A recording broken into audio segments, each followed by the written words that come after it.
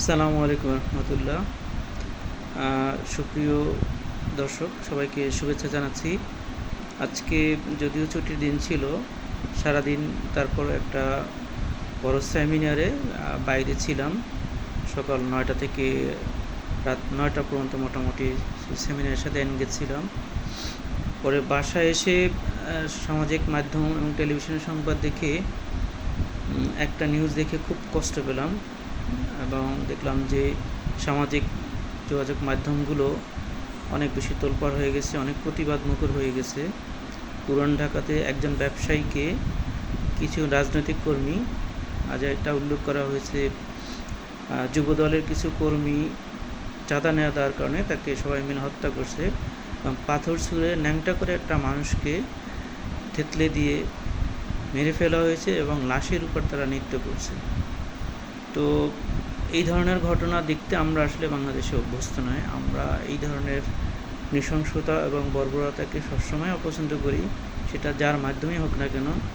এবং দেখছি সবাই এই ঘটনার তীব্র প্রতিবাদ করছে। কেউ আবার আগ বাড়িয়ে বলছে এই চাঁদাবাজদের, এই সন্ত্রাসীদেরকে গুলি করে হত্যা করা হোক, প্রকাশ্যে হত্যা করা হোক, ফায়ারিং স্কোয়াডে মেরে ফেলা হোক। আমার আসলে একটা প্রশ্ন জাগে, আসলে এসব হত্যাকারী এবং সন্ত্রাসীদেরকে অবশ্যই বিচার করা উচিত এবং আইনি প্রক্রিয়ার মাধ্যমেই বিচারটা নিশ্চিত করা হোক, এটাই তো আমরা সবাই কামনা করি। বাট আমার কাছে যেটা মনে হচ্ছে, বাংলাদেশে যখন পুলিশের চাঁদাবাজি নিয়ে আমরা কথা বলি, মানুষ কথা বলে, সবাই এক বাক্যে স্বীকার করে পুলিশের যে কনস্টেবল চাঁদা নেয়, যে এসআই বা ওসি চাঁদা নেয়, সে চাঁদাটা তো সে নিয়ে একা খান না, সেটা সিঁড়ি বেয়ে বেয়ে উপরে ডিআইজি কিংবা আইজি পর্যন্ত উঠে যায়, কিংবা স্বরাষ্ট্রমন্ত্রী পর্যন্ত এই টাকাটা উঠে যায়। যে চাঁদাবাজটা জীবনের ঝুঁকি নিয়ে মারামারি কাটাকাটি করে দলবদ্ধ হয়ে মানুষের কাছ থেকে চাঁদা তুলে, সে চাঁদাটা কি সে একা খায়? সে তার ঊর্ধ্বতন নেতাদেরকে দেয় না?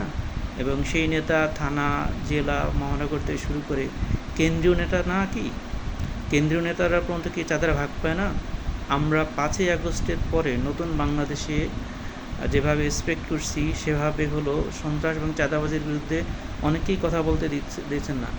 এমনকি আমরা দেখছি, আসলে নাম বলতে দ্বিধা নেই, ব্যারিস্টার রুমিন ফারহানা কিংবা ফজু পাগলার মতো এক কেন্দ্রীয় নেতারাও চাঁদাবাজিকে তাদের কর্মীদের একটা ন্যায্য পাওনা বা স্বাভাবিক একটা কার্যক্রম হিসেবে তুলে ধরার চেষ্টা করছে।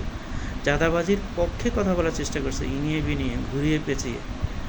যদি দোকানে চাঁদা তুলতে গিয়ে একজন চাঁদাবাজ নৃশংসতা চালায় এবং সেই নৃশংসতার মাধ্যমে ভয়ে পরিবেশ সৃষ্টি করে যে আয় করে, সেই আয়ের অংশ কি তাহলে এই ধরনের বড় কেন্দ্রীয় নেতারা কি পান না? তাহলে বিচার কি শুধু ওই ছিচকে চাঁদাবাজারই হবে? তারা তাদেরকে লালন করে, তারা তাদের পোষণ করে, যাদের তোষণ করে, যারা তাদেরকে রক্ষা করে, তাদের কি বিচার হবে না? কয়জন চাঁদাবাজকে আমরা ঠেকাবো? এভাবে যদি নেতারা, মধ্যম এবং উচ্চ পর্যায়ের নেতারা চাঁদাবাজদেরকে প্রশ্রয় দেন, তাহলে একজন চাঁদাবাজ জেলে যাবেন, একজন চাঁদাবাজ গণপিটুনিতে মারা যাবে, সেখানে তো ওই নেতা আর 10জনকে রিপ্লেস করবে। তো বিচারটা তো আসলে শুধু মাঠ পর্যায়ের চাঁদাবাজ না, ভদ্রবেশী, কোটটাই পরা এবং টেলিভিশনের এবং মিডিয়ার সামনে বসে চাঁদাবাজিকে যারা একটা অধিকার এবং দলের স্বাভাবিক কার্যক্রমের মতো করে তুলে ধরার চেষ্টা করে, তারা কি বিচার আয়তে আসবে না? আমার মনে হয় আসা উচিত। আপনারা কি মনে করেন প্রিয় ভাই বোনেরা?